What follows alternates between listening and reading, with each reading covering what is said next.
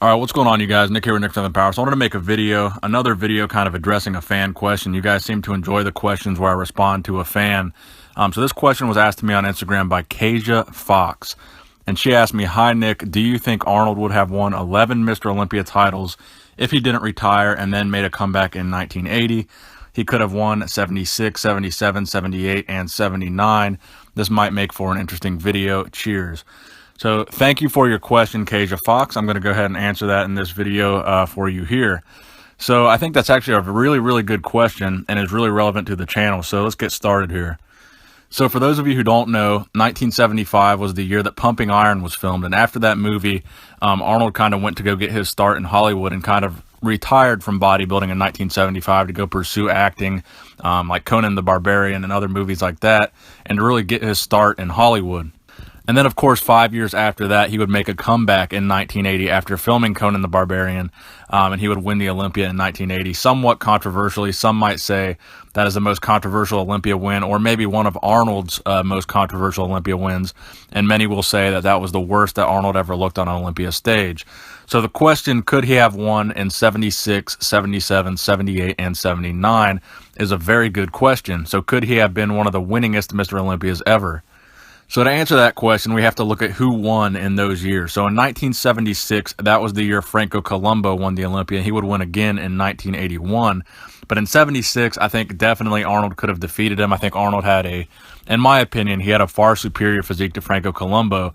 Then in 77 through 79, that's when the era of Frank Zane would be. So Frank Zane won the Olympia all 3 of those years, and those would be all of Frank's Olympia titles.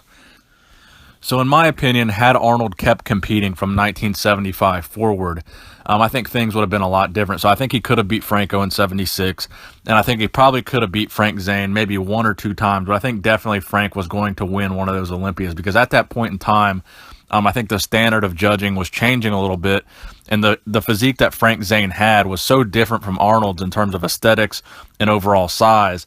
I think the shift was really in what the judges were looking for, and not so much an issue of whether or not Arnold could have beat him.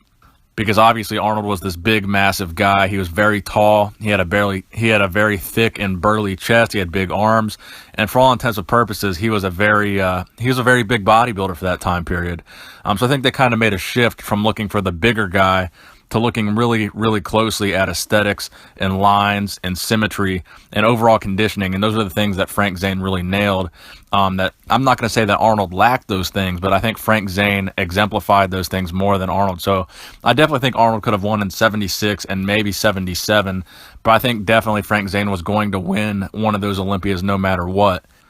So the question, could Arnold have competed straight through the 70s and just won and dominated the Olympia every single year?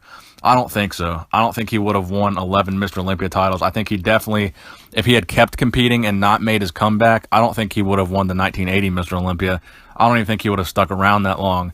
So in all actuality, I think he probably would have competed in 76 and 77, probably won both of those years, and then probably would have been defeated by Frank Zane in 78 or 79, and at that point he probably would have went on to pursue acting, because I think definitely Arnold was destined to be in Hollywood. He was destined to pursue acting, so he was going to do that at some point, and he probably wouldn't have had the same trajectory if he had waited until 1980 to even start pursuing acting. So to answer the question, I think most likely Arnold would have won maybe 8 or 9 Olympias total, but I don't think he would have won 11 straight. So that's my opinion. Let me know what you guys think in the comment section below. If Arnold had competed straight through the 70s, do you think he would have won every single year until he retired? Please give the video a thumbs up if you enjoyed it. Nick Strength and Power, signing out.